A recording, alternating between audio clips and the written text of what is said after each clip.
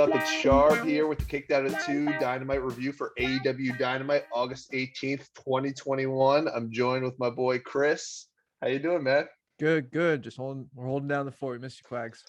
Holding down the fort. Quags is dead, but he'll be back next week. All right, to start out the show, Moxley and Kingston hit the ring to Wild Thing, but 2.0 and Daniel Garcia attacked them from behind.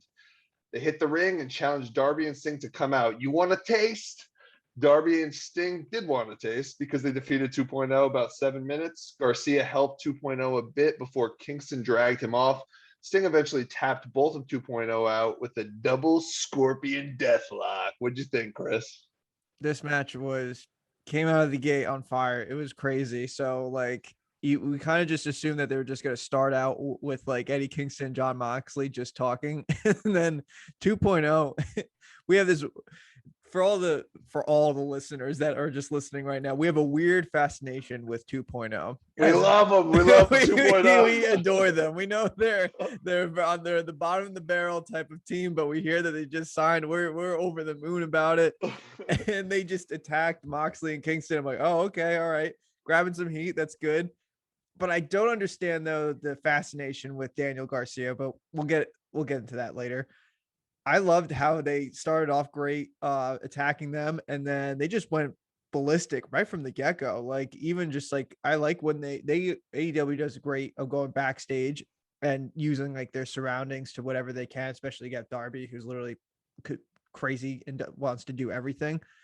He even like walked down the railing, and like that took like incredible balance. Like, I saw he even like kicked like some, and there's a guy in the way. Yeah. He like kicked his arm out. He's like, yeah, he's like, excuse me, like it's so weird like that. And then he just dives on top of them.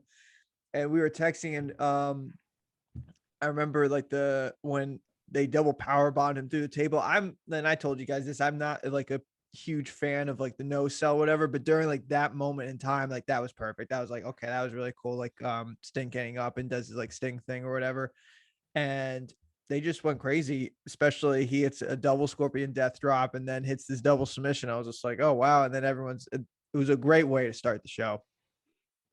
Yeah, and the facials when he got up, that's what they're good at. 2.0 is they're clearly not going to be like the Young Bucks, even though the one guy's like called Fat Jackson all the time because he does look like he's one of the Jackson brothers. But they're like you could tell that they're pros. They have great timing. It's the WWE Performance Center. Probably they're veterans too. They're older guys. Yeah, they know what they're doing. But their facials, it's just fun. They're charismatic, and I actually like when he was putting in the double scorpion deathlock. I was like, oh, this will be a cool spot, but this is not going to look good. This is going to be tough. And it looked really good. Even like he cinched it in. I was like, oh shit, that actually looked like it probably would hurt. Yeah, absolutely. I thought this match, I'm not going to add that much because I thought this was just an absolutely great way to start. Didn't overstay its welcome with Sting 2. Keep it quick, keep it short. 7 minutes. It was so fun. On to the next. Earlier today, Sammy Guevara proposed to his girlfriend mid-ring. She said yes. Awesome. It'd be awkward if she said no. That would suck. Backstage, Sean Spears said there were slim pickings in Houston. For one night only, Pam can be in the pinnacle and she can be on top. Then Sammy Guevara defeated Spears about 12 minutes after hitting the GTH. I liked the pre-match stuff. Obviously, it's cool that he's gonna get married and whatnot. And then I thought the promo after was good, just adding a little extra salt onto the match. This crowd was hot for this. I know Sammy's from Houston, but I always saw Sammy Guevara as a heel, just because he's got a really slappable face and he's kind of douchey seeming. Yeah. Calls himself the best ever. Yeah. He's just getting over so well as a face. And I mean, the way he wrestles is conducive more to being a face because he's so incredible. Mm-hmm. Sean Spears looked maybe better than I've ever seen in AEW, and that's probably because he's wrestling Guevara, but he held his end really well.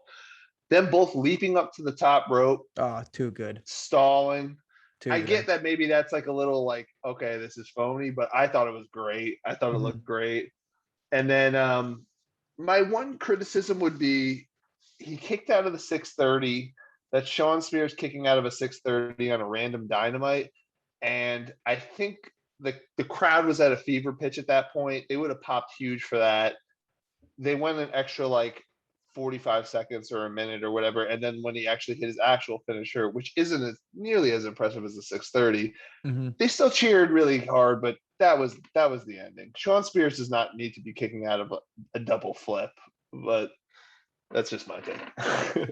Well, what I think about that is like, first off, the match was like awesome. Like Eric, like him being on the West Coast, me and Quacks were texting on the side, so we wouldn't give him any spoilers. Me and Quacks were actually going like nuts because we didn't expect this type of show. We're just texting like, holy shit, like this is going insane. Like me and him just kept going back and forth and like, what's going on? We didn't expect this show to be great, and it is. So I know it seems like a random Dynamite, but he just proposed to his girlfriend. AEW seems like we joke around, a family friendly show, like with everyone. I think they knew this, and especially in Houston, the crowd's super hot for Houston. I think they wanted to make sure, like, hey, Sammy, like, and this is kind of the polar opposite of what WWE does, right? Like, they make a joke about, like, hey, if you're wrestling your hometown, guaranteeing you're losing because it's easy heat for the other guy or whatever. And so, imagining like if this was like in a WWE realm, like we could imagine Sammy's losing. They would have like used this whole like proposing story. Britt Baker would have lost last week. Yeah, something. Yeah, it's just like just dumb stuff. It just like I think this is just easy storytelling. Like, okay, he's the hometown guy, just got engaged. Like, let him have this moment or whatever. So I think he really wanted to show out.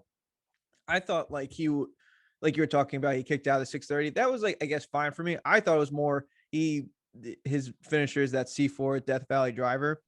And he just like hit it off the top and he kicked out of that. I was just like, oh damn. I was just like, that's like, you're supposed to be your main thing. So I was a little, yeah, but it's Sean Spears, so no one cares that he kicks out of it. No, but like we were talking about Sean Spears though. Honestly, this is the best he's looking. I'm telling you, like I said from the beginning, him joining the Pinnacle was one of the best things that happened to him because he was floundering. He just seemed like a bland, like, hey, I'm a template wrestler, but I got nothing else going for me now. Like he does have something going for him. He's part of this group and he can really now build his character in that way. He's supposed to be this crazy guy in the group. And it's working out for him because he's having a great match. Like it's with Sammy too. I think the top rope cutter was amazing. I liked how like he even flipped him off. And then I was just like, well, what is going on here? And it was just nice. I think my only qualm is like, I'm super happy, obviously getting like when they got engaged and stuff like that. But like when they panned to like his fiance now, you could tell she smiled. Yeah, at one she point, like because because she was like getting beat up or something. Yeah, as in like she knows it's like a thing, so it's kind of like, but she's not. I know. I hate when like people's guests like just kind of laughed at like as in like, oh, like I'm part of the yeah. show. He's like pointing at me or whatever, and I'm just like, you're supposed to kind of like flip him. Like imagine if she flipped him off, and the whole crowd would have gone nuts. But like you can't blame her act for like that. you're like really upset that like your husband to be is getting his ass kicked. Yeah. So, but but you can't blame her. You know what I mean? Because she like I watch like his like vlog stuff, which is funny, but like she purposely knows that like she doesn't like being super involved in it, only like behind the scenes stuff. So it's like you can't blame her, but at the same time the camera showed it. So that's the only issue during that. But other than that, match was fantastic. Like even when like sometimes I like to blur the lines a little bit. They use the guardrail, like, and even when they're when he kicked Tully Blanchard out, everyone went nuts, as in like kick him out, and she wouldn't. And then they're about to do it again, and then like everyone went nuts. The crowd made it so much better. Then we had a Christian Cage backstage interview with Tony Schiavone. He was quickly interrupted by Don Callis. Callis said Christian pulled a rabbit out of his hat. He's happy for Cage. Christian isn't buying into the BS. He's going to take the AEW championship off Omega. Callis will always be a carny piece of shit.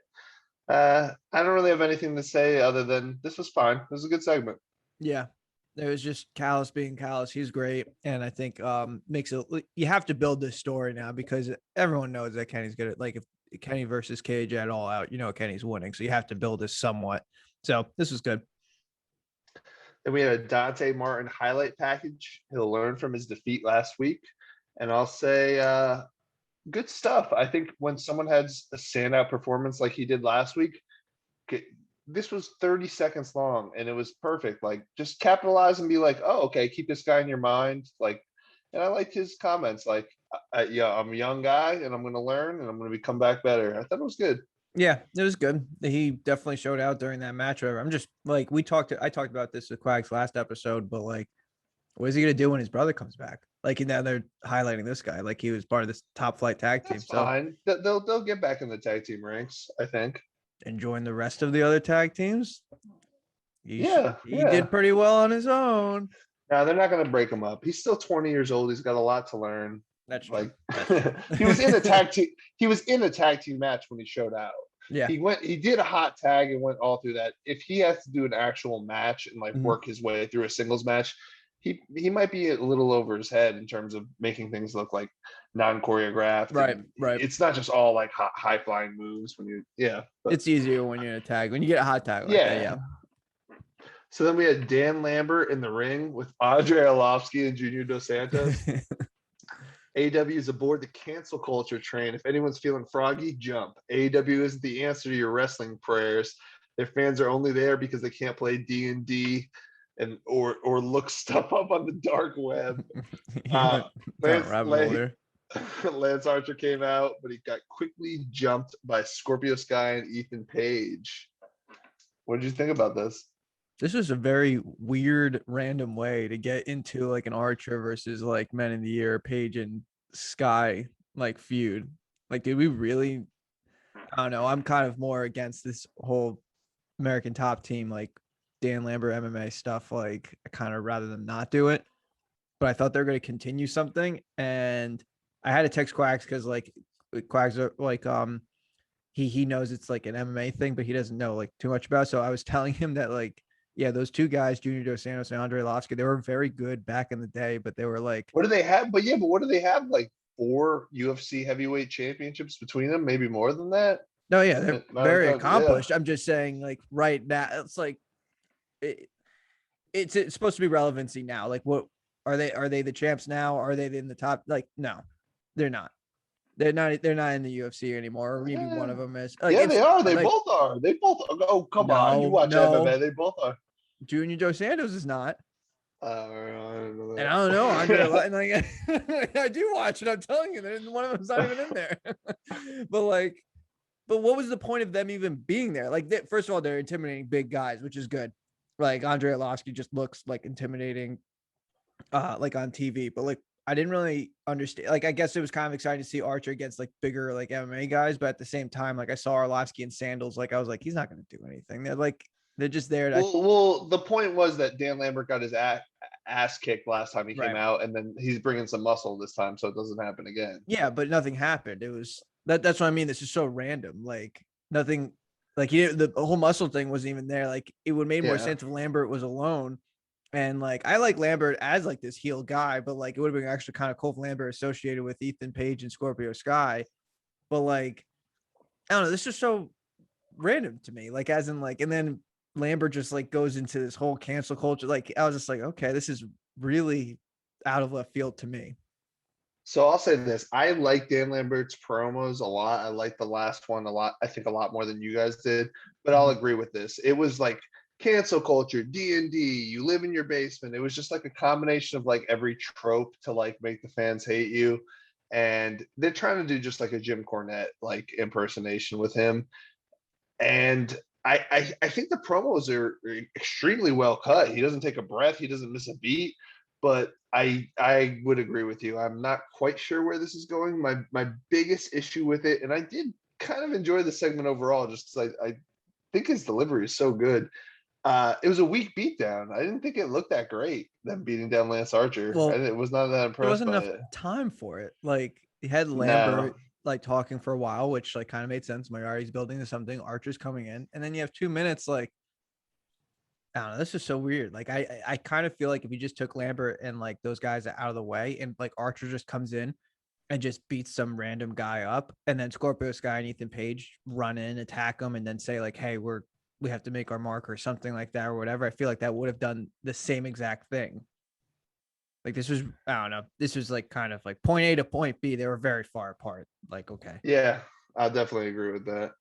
All right, so then we had Jericho backstage cutting a promo. He's gone through hell. He doesn't have the Judas song or the Judas finisher, but MJF can't stop him. He'll beat him tonight. I'll just say it was a good promo. Solid promo. It was basically telling the whole like arena, as in like, hey, make sure you sing this song. Just so you Yeah, know. Then we had the Young Bucks beating Jurassic Express about 13 minutes with a BTE trigger. Omega interfered to attack Marco Stunt with a chair, but Christian speared Omega. They brawled to the back. After the match, Gallows dragged Christian back to the ring, and the Elite beat down Christian in the Jurassic Express. Omega hit Christian with a one-winged angel, and Callis made the count. 1, 2, 3, baby. What'd you think? This match was great too. Like it was a lot of fun. Young Bucks doing, like, you could tell like this was like, I remember like even on their like independent scene or whatever, this is like the stuff they would do on like the indie scene of their classic heel stuff, which is I thought was funny. Jungle Boy and Jurassic Express is just super over. So everyone loves Jungle Boy, but everyone also loves Luchasaurus's hot tag. Like everyone just goes ballistic knowing that like, okay, here comes Luchasaurus, and he just acts like this monster coming in. Everyone's pumped for it. So everything was very good. It gets to a point where they were kind of mimicking what happened on Rampage with Christian Cage and Omega. And there was moments before then where you kind of thought like, this is kind of like they might do it. And then there's so many, like I was texting Quacks, there was like so many bodies left and right that they were attacking, like Anderson, and like I don't even know where Gallows was in the back or whatever, but like everyone, like their goon squad or Yeah, whatever. Cutler, Nakazawa, yeah. Yeah, they had a lot of guys, so it was like kind of cool. They were just going back and forth, and like again, the crowd was great, like just going into it, and then they finally like got their, like, even the way how they got into their BT trigger, that was like really cool. I love this match too. I loved that they mimicked what happened with Christian. Yeah. I at no point during this match did I think Jurassic Express was going to win it, but that's okay. Mm-hmm. I love that they had to fight all the other guys off. It gives you an out. And I like that this match like adhered a little more to the tag team rules than the Young Bucks usually do. Just a little bit. Just like not like they We're still getting took there. liberties. We're getting there. I also thought that Cutler trying to distract Luchasaurus with the flare a la Jurassic Park, like waving the flare, was really funny. I thought that was like really funny. That was And funny. He's so good right now. week by week, it changes slightly. The Young Bucks have the best heel gear in the business right now. They really have upped their game with this. They must be spending some good money on these. They are. I watched like attire. their like vlog YouTube thing or whatever, and they'll tell you about like, oh yeah, we pay a lot. Their Jordans and stuff that they buy pay too. for a Like, lot for them. It's funny. it looks great though. Like they come across as legit heels. I get that the BTE trigger is an easier way to end a match than having to do flips and like do all the stuff that could possibly injure you. I don't think it looks that good usually. But no, well, here's my thing though. Like that finishing move is more like, think about this. Like you just like praised them for being like very good heels, the way how they dress and everything. Doing flips and all that stuff, like, You're right. Yeah. it's a good face thing to do. Yeah. BT, like that BT trigger, like, yeah, sometimes There's nothing really sexy about it. Yeah, no, it's just like 2 knees to the face, but it's just like you're not supposed to get cheered. Everyone's supposed to be kind of bummed when you hit it, and then you win. I was talking to Quags about this because we were just saying this first hour is like insane, and we were going back and forth saying like, oh wow, I really thought they could have like pulled it off for a minute there. Quags was even saying that, as in like, honestly, they could pull the trigger on Jurassic Express. We talk about like the world title, like who's going to be the next guy and stuff, but like I love AEW because they really emphasize tag team wrestling. It's so much fun to watch. Like, when do you think like they're going to actually pull the trigger on these tag team titles? Honestly, Quags was thinking that they could really pull the trigger on Jurassic Express. I definitely disagree with that, but I'll remind me of that later because we have a segment coming later with the tag teams, and that's where I think they might pull the trigger. All right, so then we had Shivani backstage interviewing Britt Baker. Britt's brought in a problem solver, Jamie Hayter. Jamie dared Red Velvet to step in the ring with her next week. Mixed bag for me on this one. This was straight up full on heel promo. I think Britt consistently is cutting great promos, but I know they were in Pittsburgh, aka Britsburg, last week, so she had to cater to being more of a face wrestler. Mm-hmm. But I'm just getting like tonally all over the place. With she was more like heelish this week, and like I don't know, it still fits her character, but I'm just a little confused about where is it just based on the opponent they're kind of changing how she acts. Um, that being said, Jamie Hayter, I think, came across really well in this. I thought her promo was good. I thought she looked really good. So good. I texted Quags the same thing. I was like, I had no idea who this person was at all. Like, I didn't even remember her back in the years. And I was just like, she's really good at talking. Like, well, she's coming I'll off say like this. very confident. She was like, they brought her in. I think she wrestled on Dynamite a couple times, but definitely I'd seen her wrestle a couple times, at least in the AEW umbrella. Maybe it was on Dark or something. But she had like a darker hair. And for whatever reason, I was just like, oh, this just looks very indie-rific, like more of like a goth look. And she just seems so much more of like a star. I've seen some pics of her. She looks pretty yoked too. So she looks like she can do some damage. So I thought she did a really good job in this. That's what reigned true more than anything to me, more than like Brit's like, now I'm really full on heel again. I don't know. Yeah, I think the Pittsburgh thing, I think, threw it off. I think she's going to be full on heel now, which but I think everyone that's the likes direction. her. But everyone That's freaking likes her. Yeah, it's weird, but it's like that's the direction you're gonna go, because like you can't just switch just because everyone like likes her, because like what is she gonna do? Like, you could just make her the female like John Moxley, where she like just talks crap. how are you gonna have someone like do like likable things when you have like these two ladies literally doing everything like for you? You know what I mean? Like she has that rebel character, and honestly, to build up this hater person, I think honestly the promo was great. Like I even like the little things that she did, showing confidence, as in like she's very serious tone. So when they did the DMD thing, I'm glad that she'd even do that, because she was just seemed like just stared at the camera, very direct, showed off her character very well. Complete opposite of Camille that one time, as in like a little dig at her a little bit. Just a puppet. But like honestly, she showed character. That's how you show character, by being serious. Like you don't need to be goofy and zany and funny to show character. You could be serious and show character. And I think this hater person, honestly, it was a small segment, but she did very well. All right, then we had a pre-tape with Big Money Matt. Matt will beat all of the Best Friends faction, including Orange Cassidy. Orange Cassidy responds by saying, "We should find out about that." Hopefully this was quick. Hopefully Orange Cassidy just wins. This was fine. Yeah. All right, then we had Shivani calling out Paul White. God, that music is absolutely brutal. Dude, I don't know why I hate it. So it's just supposed to mimic his so bad. It's so bad. All right, Paul White loved getting back in the ring last week. He has a big announcement, but of course QT interrupts it. Houston, we have a big ass problem. They traded verbal jabs, and QT brought up pictures of Paul White's multiple hip surgeries up on the Tron. Paul White's gonna verse QT Marshall one-on-one and All Out. What did you think about this? Honestly, me and Quags were texting about it, and like we were both like joking, laughing, saying like, "Wow, I can't believe we're saying this," but QT's actually doing pretty well. I think he's coming along well.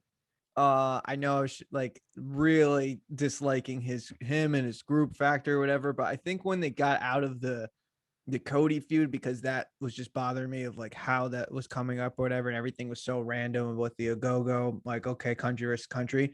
But now it's just him being like a jerk, like, okay. And then he has these two guys where Solo, I can care less, but Camarado, he's a big dude. So, but he's building up these new guys. That's fine. But I actually think it's good for him that he's going to be versing like a big name, and most likely he'll lose. But I thought he was good going back and forth with Paul White, and I thought he played it off very well, because like Paul White, I think, is supposed to show that now he's a giant. Like you're supposed to, as soon as you just play the narrative of like, okay, he's a babyface giant against like a kind of this snarly heel or whatever, that's an easy story to tell. So it's good facial reactions at the end. I know he kind of overplayed it a little bit, but I think he actually did fine. And Paul White, I think, is showing that he still wants to do this. I don't think this should be often, but if you're going to give a guy a name, again, it should be a guy who really puts forth the company. And we all know QT does a lot for AEW. So this I really didn't mind. I thought it was fine. So they're definitely not going to put Paul White out that much. And I'm okay with it being this. and I assume he's going to beat him. I think Paul White should beat him. I think they should have Paul White get a couple wins in AEW before he puts someone over like Wardlow, perhaps, or something. I didn't think this was great. I thought Paul White was more pretty natural, and like in AEW, AEW does this sometimes, but WWE is the king of this, of doing promos back and forth where you wait for your time to talk, blah blah blah blah blah. You talk shit about someone where in a normal conversation someone would step in, and there were a few times in this that Paul White stepped in, and I was like, oh, okay, yeah, that actually made it seem a lot more natural. This isn't on All Out. This match is on All Out. Are you fucking kidding me? This should be a Dynamite match. No, think about Paul this. White versus QT dude, Marshall. Paul White has a following. Roster. No one really cares about Paul White, aka Big It's Show. a face, it's a name, and you're a new company. I agree with you in a sense of like, all right, well, where we're coming from, but like in a business standpoint, like this guy brings faces in. Like, no, he doesn't. Like they have. You have Sting, like Jericho. You have the guys that are going to bring people's eyes. Like no one's like, oh, Big Show's going to have another match. There's nobody that's doing that. Maybe like 12 people. But if they do have this match, this thing better end in like a few minutes. Oh, like it can't be long. It's because it's like a story to tell. It's basically like they could be like whacking, punch him in the face. Yeah, QT tries to runs away, and then finally Big Show gets his hands on him. That's the story they should tell. I don't know. I think he still brings in like kind of like it's just like very, very casual fans. Like, oh yeah, I remember that giant professional, whatever. But is that enough to spend like $50 on a? No, not for me. But like, we're in a different fan base. So then my other like last comment on this, same thing with like showing Cody with the headphones on backstage. QT said like I do some stuff backstage and like that's how I so I liked that it gave context to why the pictures of Paul White's hip were popping up on the Tron, but I can't stand like the backstage references. Stop being like, this is what happens behind the scenes. I'm actually like someone who helps this company a lot. I don't even like it when I don't even like it when they bring Cody in as in like, oh, is this not part of the show? He comes out with his headset and suit, and I'm just like, we know this is just stop. Just be like when you're on TV, be the wrestler, because that's all I want to see. I want wrestlers to wrestle. I want to see a show. I don't want to see this. Oh, what are they going to do behind the scenes or whatever? Like, I'm not really tuning in for that. There's a reason why like Breaking Bad did great numbers, and then what like the post show talk about Breaking Bad didn't do nearly as many numbers. We don't care. No one really cares. It's like kind of interesting, but like we want to actually watch just the show. Yeah, exactly. I don't care how the show's made. Just I want to see the show. All right, then we had Jade Cargill with Matt Sterling or Mark Sterling, right? Smart Mark Sterling. Okay, yeah, I know. She's gonna see Kiera Hogan Friday on Rampage. I'll just say I liked her moving Mark away at one point, kind of just like pushing him to the side, showing that she's still the star. Yeah. She's a star. So, and Kiera Hogan, I haven't watched a lot of her stuff, but apparently on Impact, she's pretty solid. So yeah, she'll definitely. It's kind of like they want to highlight Jade on Friday, and Kiera Hogan's actually a very smart person to put her with. Yeah. So then we had Tony Schiavone interviewing the Elite. Callis bragged about his squad before Tony informed him there'd be a tag team tournament and the winner will face the Young Bucks at All Out in a cage. I'll say this is quite the odd way to build up a match, just kind of tossing a tournament together randomly and to end in a cage match. For what reason? Like there's no anger, there's no animosity, which is like normally what a cage match is supposed to be, not just tossed in there the way WWE has a pay-per-view called Hell in a Cell. And like, we have to make like a few kind of look like people are pissed at each other. Good timing. That being said, talking about what you were talking before with the Jurassic Express, I think the Lucha Bros could win this and then they could beat the Young Bucks. I think the Lucha Bros might be the next.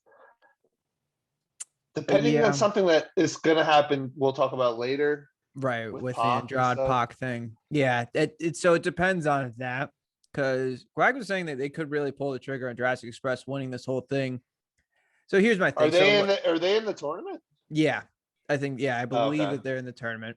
All right, so to break this down, what you were saying before about the cage matching, I was thinking that right from the get-go too. I'm like, cage match is supposed to be kind of a blood feud thing. Like, why are you just saying like, oh, you're going cage match?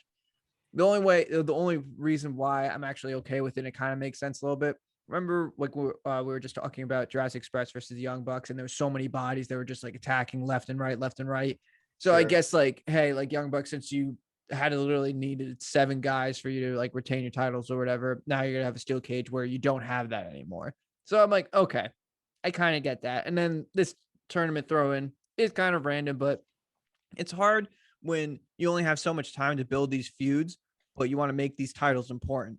So they know that like a tournament is the easiest way where you don't need to spend that much time, but you just put on matches as in like, oh, here's the tournament. And then we're automatically okay with like, okay, these guys, it's not just thrown in. It makes sense. They won the tournament. They're going in. So like kind of makes sense of what's going on. I don't know. I guess like Lucha Bros could win. I could see Jurassic Express winning and then having a rematch in a Who cage. else was in it? Private Party. Yeah, which they're Like a bunch of definitely people that are not. not going to win. Yeah. Well, wait, No, before we move on, there's only 4 teams because I they thought did they say like like it's a mini tournament or yeah, something. they said like semifinals next week. So I think there's only 4 teams. So I'm not exactly sure, but like here's the thing that like what Quags was like says that they could really pull the trigger on Jurassic Express, and I kind of agree with them because like this is kind of what they did with Adam Page and Kenny Omega before they got in the world title scene. Like, hey, these guys are stars. We need to make sure that people know these guys are stars. And they put them in the tag team and they would carry the titles very well.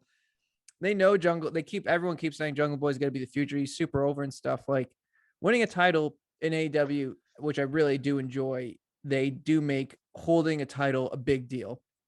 So Jurassic Express holding the titles that will make Jungle Boy the star kind of that much bigger. And with Luchasaurus, everyone loves Luchasaurus. I don't know. Or they could lose and Lucha Bros could win it based on like what the Pac Andrade kind of feud kind of goes to. Uh, to that, I'll just say I wish they had said like, "Hey, because you guys are blah blah blah, we're having this tournament to see you versus you at All Out, and because you guys can't like, Yeah. like your They could have guys are said always interfering, we're gonna it. put it in a cage." That seriously no, but like you spelled that out. That really would have been like, oh, okay, that makes sense why they would have that in a cage then. Yeah. Like Yeah. you gotta like connect the dots for fans. I Yeah. feel like Tony could have like just easily connected the dots, so it kind of made sense instead of just saying yeah, steel cage and everyone's like, whoa, why? yeah. So then we had Taz introducing Ricky Starks. Starks called out Cage to talk, but the screen showed Hobbs standing over a beat down Brian Cage. But then Brian Cage kind of hopped to his feet, fought back, ruining their plans. Ricky Starks yelled to cut the feed, and Team Taz ran to the back. I'll take the lead on this one and just say this was super awkward. This was real weird. This wasn't good. I think they try to do a different approach on like, oh, someone like, hey, Brian Cage come out instead of just showing him beat down, as in like, oh, okay, we pulled one over on you. They were just like, oh, Brian Cage is such a machine. They like run back or whatever. So they're like, oh, that's like a different approach, but it did come off very awkward, as in like, okay, it was just weird. So then we had Tony Schiavone again interviewing the Death Triangle. Pac accepted Andrade's match offer. What chance does a man like Andrade have against a bastard like him? Andrade entered and gave a monstrous document of his stipulations for the match. Chavo said the Lucha Bros will never succeed with a boss like Pac. What did you think about this? I mean, I think this match is going to be great. I think this is going to be one of the most underrated matches like going into it, but the buildup is getting repetitive.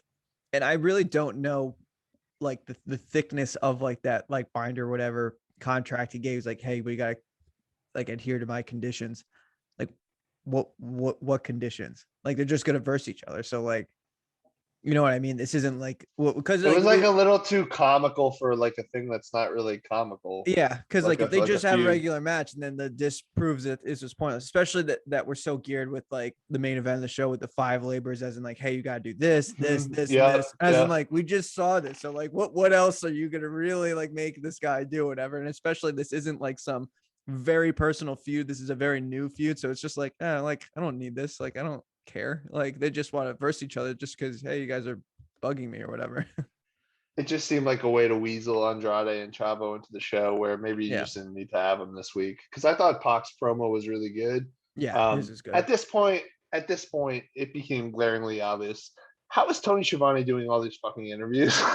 He He's interviewed just like running back. 7 people on the night. Seriously, I was like thinking about him like, who's the other dude? Like the other older guy or whatever. well, Just they bring didn't him have in. like Dasha or like any of the backstage. Yeah, just get someone interviewers. else. Come on, it's too much. It's so ridiculous to me. I did think when I was watching this, I it made me think the Lucha Bros, they can't be teasing this for that long. Well, they could, but I just feel like the Lucha Bros probably will swap and join Andrade. Oh, that was gonna be my question to you. Do you think they'll swap? I think so. I hope they don't though, because I think they work better as faces. I think the crowd want Phoenix offense is like You can't incredible. boo that. So like yeah, boo it, yeah. And I think Pentagon too is has been wildly underutilized. I think his persona is super cool. And although he can be a heel, he's done it in Lucha Underground. I still think people think he's a badass, cool guy that is wildly talented. So I don't think people want to boo him either. So I hope they don't join Andrade, but I think just like the Mexican connection might bring them over there. But Right. we'll see. Yeah. All right, so then Thunder Rosa defeated Penelope Ford about 8 minutes with, I just have weird submission move. I don't even know what the hell to call it. What did you think about this match?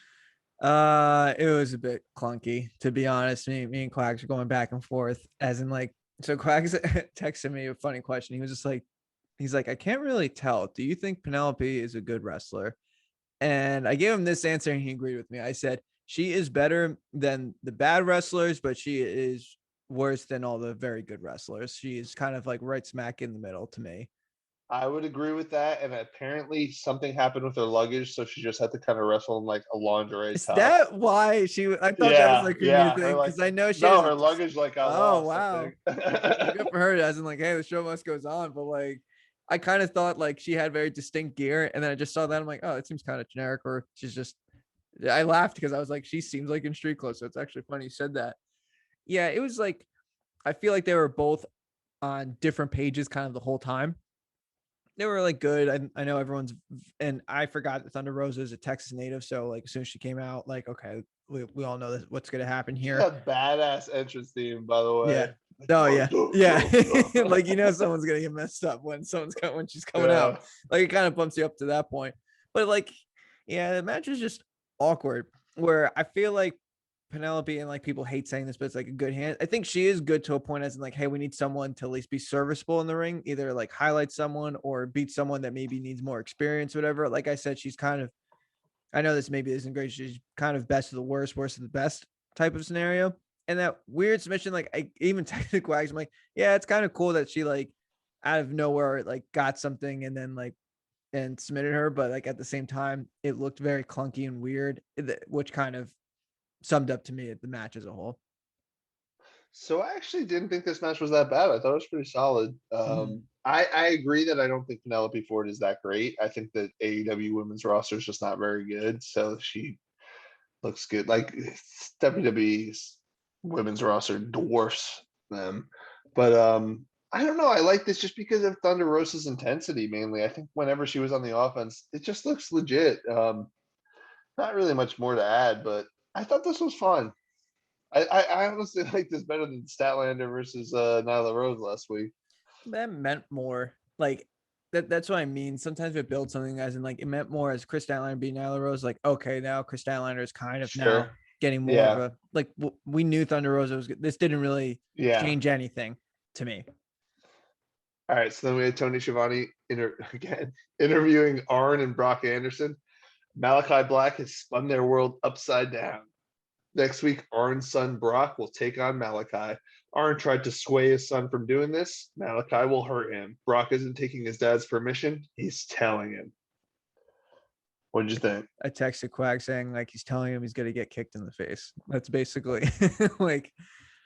And I also texted him. It's funny how like Brock Anderson is supposed to be this new like young guy or whatever, and I get it, like his dad's Arn Anderson or whatever, but he looks like he's like 40 or 45 or whatever. They just both of them just look old. But like that's kind of the joke with Arn Anderson too. If you watch like his back in the day stuff. He looked old even when he was young too. That's just their thing.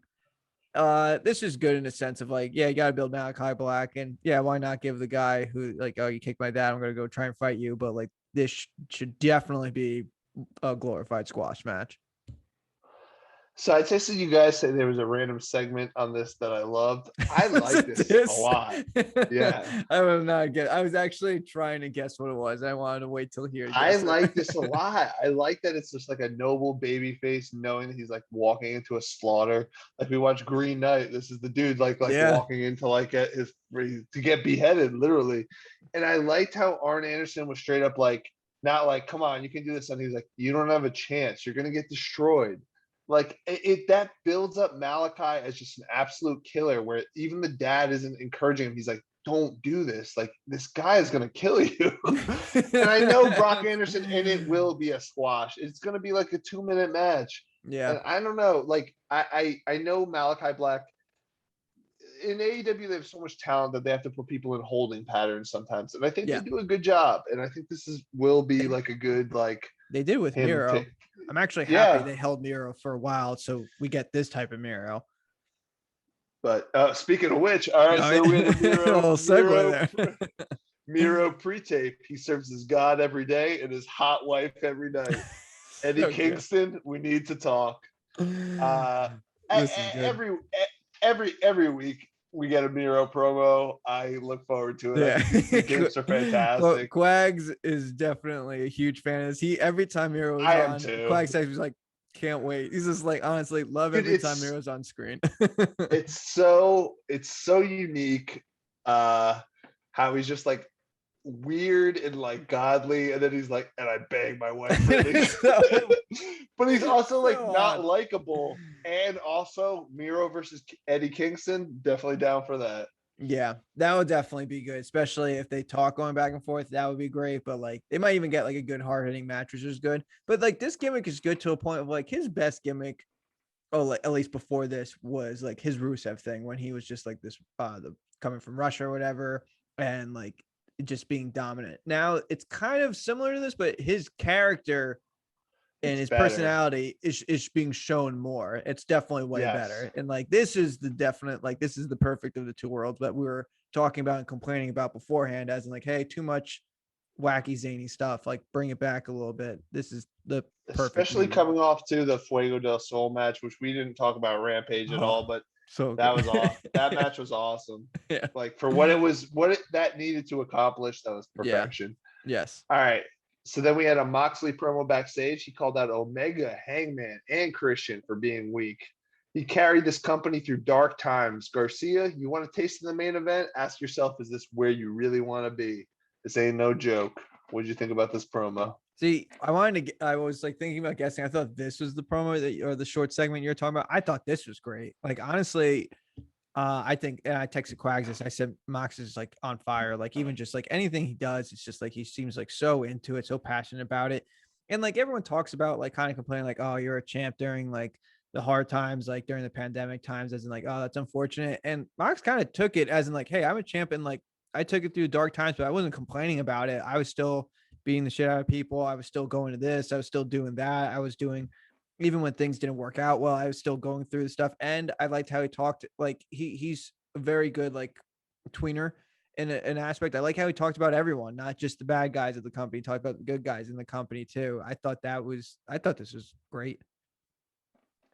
Yeah, I don't really have that much to add. I loved it too. I like you said, I liked he called out Omega for being goofy, Hangman for being a sad boy. Like, yeah. He just is like a pissed, like ornery. It's Stone Cold-esque. I'm not going to compare it too much to Stone Cold because he gets compared a little bit, but he was just talking a mile a minute. He just seemed like he was like, I saw some people being like, oh, it's that like paternity. He just like had a kid. Yeah. He was just going off, and I don't know. I thought this was an excellent promo. Mm-hmm. So then we had the Houston crowd serenading Jericho. Acapella version of Judas. Very cool. It wasn't enough, unfortunately, as MJF defeated Jericho with the salt of the earth armbar, 16 minutes. What did you think of the main event, Chris? I thought it was good in a sense of I thought the entrance was great. Like we kind of knew this was going to happen, so it was a very interesting take of how to do it. I think that was like, especially the announcers hyping up too, saying like, "Oh wow, we'll never forget this entrance," and we won't. It's pretty cool that a whole arena is very into you and to your entrance music to the point of they'll sing the whole thing just to get you in. That's what they were gearing for the whole time. And well, and not. Yeah, I thought they were gonna stumble and like be I like. thought they might have I thought they stumbled too. did. You know what was good, and I don't think anyone picked this up, is the announcer was about to introduce Jericho. Yes, and Jericho went like It this. just stopped. Jericho and I was like, gave wow, a, that was, hey, a very yo, good chill. audible call there because like if you have a microphone, you're definitely talking over everyone. So that was great in itself. I was in like perfect. Let the fans kind of like take over the show at this moment because that's what the problem. Some of the time with these live shows, people are like just like, oh no, we need to cancel the live audience out. Like AEW knows like our live audience is like kind of what brings people in. It makes our product so much better. Yep. So we're gearing this towards them. The match was fine. And I keep saying like with me and Quags were just texting on the side. And he even said that like he was joking about how Jericho looks so much better now than he did like maybe like last week or 2 weeks ago, or whatever. Yes. I think yes. he knew that this is the match that needs to be good, where he was like, which kind of makes sense because he's just surviving the other matches, right? But this is the one where he wants to really get at MJF. Well, to that point though, this is more his speed. This is more like a main event speed, more like a WWE main event style match. Build the beginning, like, slow, bring the spots in the middle, and then really gear it towards the end, which is good. That's the spot you need. Like, you know who else is like off topic? You know who's very good at that is actually Christian Cage. He's actually very good at that. The Rampage match with Omega was so good, and he's just because like that's. But like it's funny because then when Jericho had like those matches like with like Juventud and Wardlow, it didn't seem like too great because he's just like, these aren't these matches like the big main event matches. I'm good in these main event matches. I was kind of torn going back and forth as in like, you know what, like was it the right call? Was it not the right call? There's a couple of like dirt sheets or whatever saying like, honestly, like I know MJF is supposed to be the future, but like they should have had Jericho winning. I thought MJF winning was actually the good call, and Jericho being the pro that he is, he knew as in like, hey, if I'm going to put him over, we got to put him over well. And him tapping out kind of made sense in that point. I thought that was actually the right call to make. So I'll speak on that real quick. I thought this match, I think I enjoyed this more than you. I thought this match rocked. I thought this is a great main event. No dueling chants. MJF at Jericho. MJF was never said. This is just such a better environment. You both rock, or like fight forever. That shit is so fucking lame to me. I hate it. Wrestling work. No, I just it works better when you hate one guy and you like the other. Yes, and every once in a while in AEW, I feel like the crowd doesn't necessarily feel that way, but they like believe in the product enough to be like, all right, we'll go along with who's the good guy and who's the bad guy, which is a good position to be in. Yeah. The segment with the camera where MJF was giving the finger to the crowd and turned to Jericho and he pushed. So good. That was so good. It's obviously like that exact thing happened with The Rock and Stone Cold in like 1999 or something. But Jericho does that a lot though. Like he was trying to mimic Jericho. I texted Quags. I was like, this camera spot's great. But that actual, like almost to a T, that spot has actually happened before, but that's fine. Like whatever. Like everyone steals from someone. But even just showing his finger when he was spamming whatever, I was just like, this is funny. So in regards to the ending, I loved it. I loved the ending. Mm-hmm. And I listened to a Jericho podcast recently with Lance Storm where he analyzed the match with him versus Juventud. And Jericho put Juventud in the walls of Jericho in a mask versus title match. Jericho had the title and Juventud had to lose his mask. So this is back in the day, okay. Yeah, in 1998. Okay. And Juventud tapped out and just the face tapped out. And Jericho talked about going to New Japan a few years back and he versed Tanahashi, who will definitely, he's the IWGP US champion. He's definitely going to be showing up in AEW, probably to verse Moxley. Jericho was going to go over in the match, and Jericho was kind of thinking of different ways to like beat him. And Tanahashi said, "No, you got to put me in the walls of Jericho and have me tap out." And Jericho was almost saying like, "Oh, it was kind of weird to me because like the idea of like a face tapping out is that like they'd never have John Cena tap out and Yeah. whatnot. And Tanahashi was like, no, sometimes you just get caught. And like it's like build up like, oh, they gave up, but I'm gonna come back stronger. And I thought this was so good, especially to put someone over. Like Yeah. It MJF is what clearly the future. I don't see any downside on this. Like yeah. sometimes the story is that the babyface is almost there, almost there, almost there, and they just don't make it. Yeah, Like sometimes that's it a good makes it story, sometimes it puts you especially more over.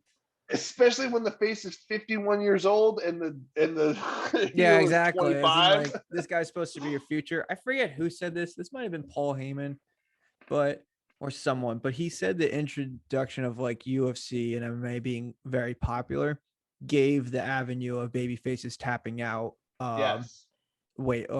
like a serviceable solution, because they said Mhm. that was unheard of before all of this, as in like you can never have that. But then like when the popularity happened or whatever, and as in like, oh, he just got caught, like as in like sometimes like it happens.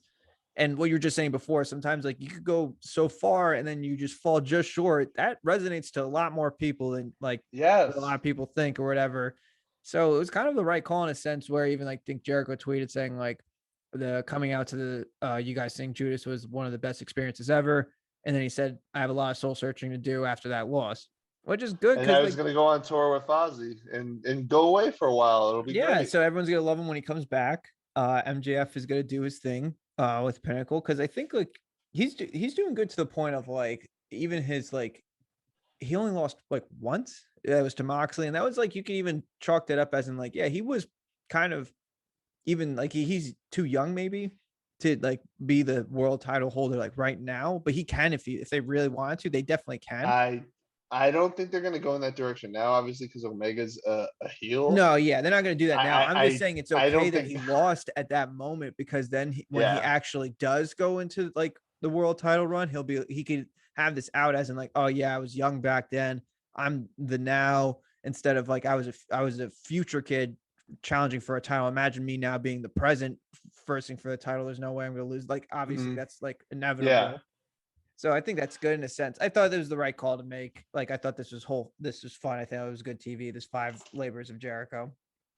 Not to extend the point too much, but just to bring something back to like what Jericho said. I forget what Japanese wrestler he said, but there was a wrestler that was like a top guy in Japan, top babyface, and he wanted to tap out more than he wanted to get pinned. And he specifically said, it's a different thing where like someone out wrestles you and just out techniques you and you admit that like, oh, you got me on that one, Yeah. than to have the dominance of somebody knock you out so hard that they just are that dominant over you that you get like a 1, 2, 3 count, Yeah. which I thought was very interesting, which goes against the conventional wisdom of you're a pussy, you tapped out. Yeah. you know. Because yeah, um that was kind of like the idea back in the day, but I think yeah. that's changed.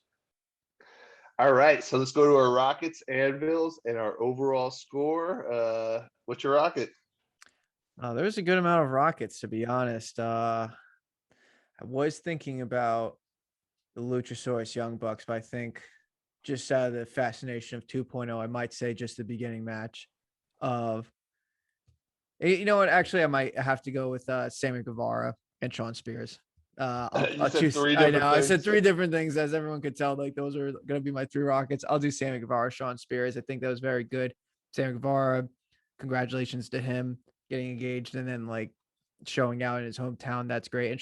And like also Sean Spears, he needed something to sink his teeth into, and I think he's doing it now.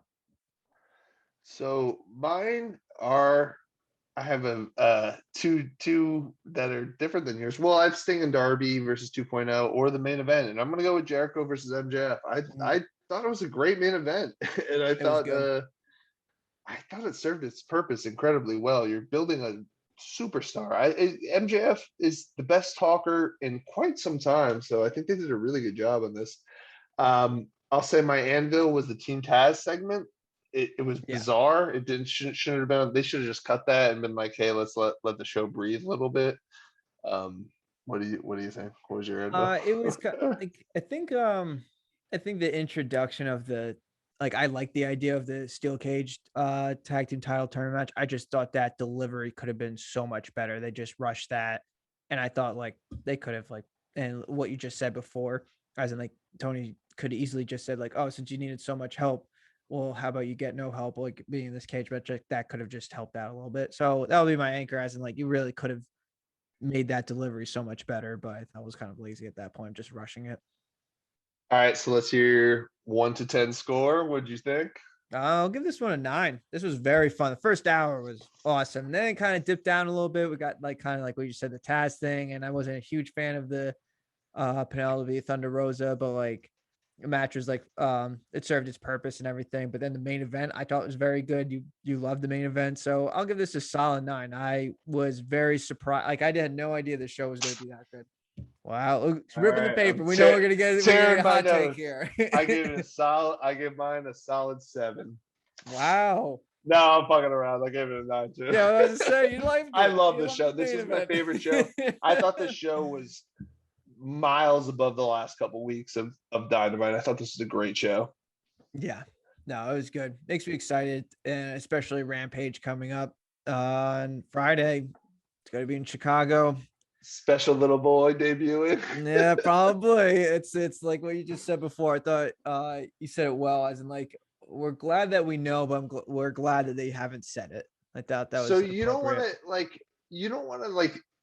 there's like a weird thing where like surprises, complete surprises, like if he just showed up, I actually kind of like that, but networks don't like it. They want people to actually tune in. Yeah, they're like, well, if you guys know. They got pissed when they did the surprise Sting debut, because they were like, come on, dude, like you could have like popped a bigger rating than that. Yeah.